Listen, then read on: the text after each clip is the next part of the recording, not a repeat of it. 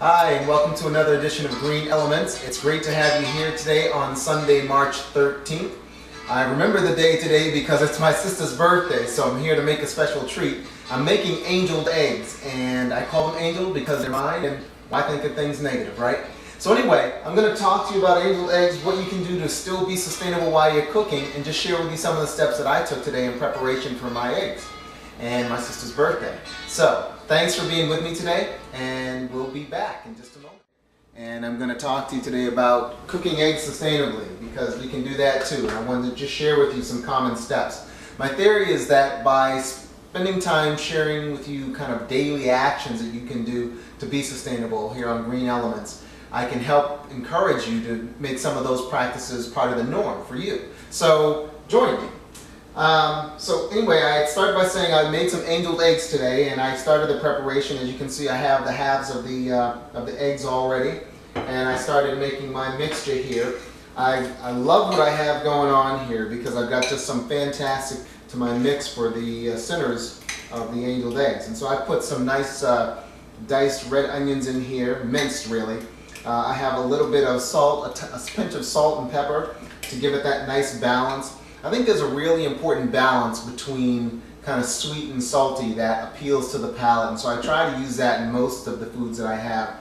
And not so much that it has to be overly sweet or overly salty, but something about kind of tingling the senses of the palate in different ways is important. So anyway, I do have a little bit of salt and pepper in here, some nice paprika, and then I added something that I don't traditionally do, which is I added a little bit of lemon just to give it that extra And what else will I have here? I also have a tinge of ginger, just enough to add a peculiar question in someone's mind when they're looking for what's in here. So that's what I've done. I want to introduce to you something that I use to boil my eggs because I think it's a little bit more efficient than just using a pot of water, which also requires a lot of energy. But this unit here is an egg boiler. And so it has a very small reservoir. As you get up close, you can see a little bit better. But the reservoir, and I'll compare it to my finger. So just the tip of my finger goes in here. And the reservoir actually holds very little water. I can put up to 6 eggs in here at one time and boil these. Now, this unit, it uses about 400 watts. And just to give you a comparison or a baseline, a home heater, like a space heater, a small space heater, uses about 1500 watts, so this is about 400 watts. And the other piece that's important for you to know is, well, what does 400 watts mean? Because a lot of people don't take that into consideration. Well, a 60 watt light bulb, and that's a traditional light bulb, and I'll talk to you about that more in just a second, but a 60 watt light bulb consumes about, over a 4-hour period, consumes about a pound of coal. The ratio is a little bit smaller when you compare it to how long it might take to burn oil or boil that on the stove. So I think this is actually pretty efficient. I can get a lot of eggs in here for a very small amount of energy. And well, let's see what else we come up with. That takes about, literally, well, I said that used 15 minutes. So these eggs take about 5 minutes to boil in this because it's contained. And so as I put my eggs in here, this is the tray, and I put my eggs in here, I put the top on, and it's kind of containing that heat. So that heat's circulating in a smaller space, and that concentration of energy helps it be a much more efficient process.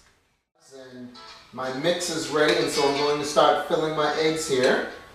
And I actually need another teaspoon, so let me grab that so I can put in the filling. It's actually a really nice day here in Boston today. The sun is partly shining. We have some cloud cover. March 13th, man, boy am I glad. I'm excited about this.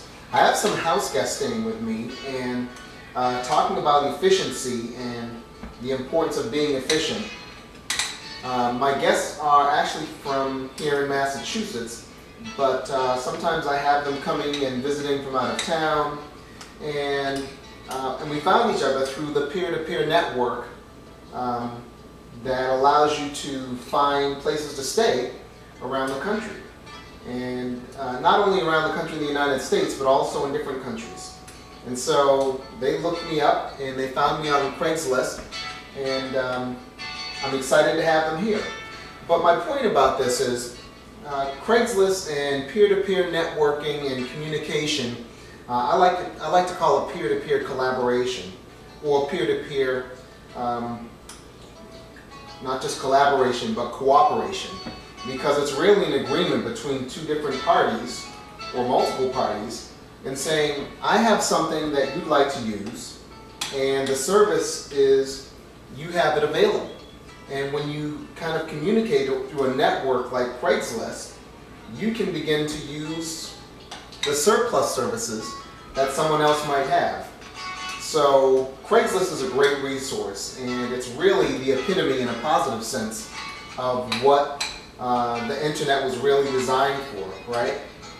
It's designed to be a resource for people to be able to network and communicate and utilize a larger network of services and enable people to communicate.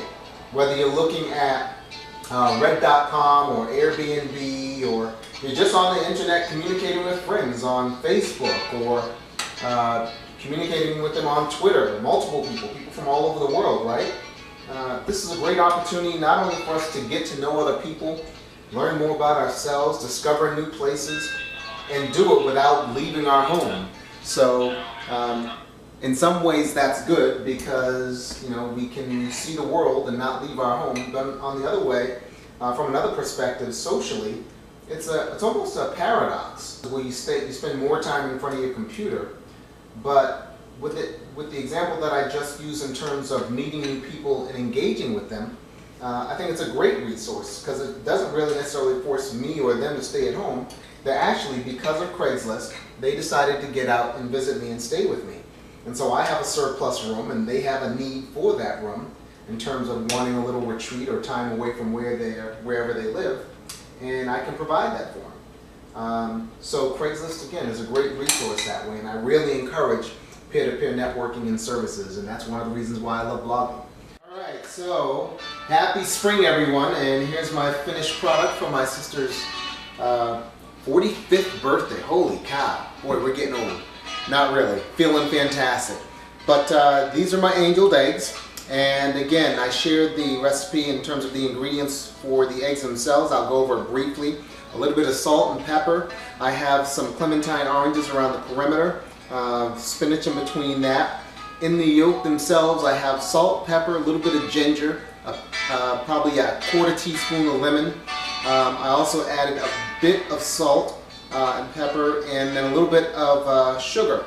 And I use natural sugar that I purchase in bulk from Harvest Co-op, which is local here in Boston. And whenever possible, I think it's important to get your ingredients locally. So do your best to shop locally, buy locally, and I'll share more tips about local spending and buying and all that other stuff. But hey, it's spring.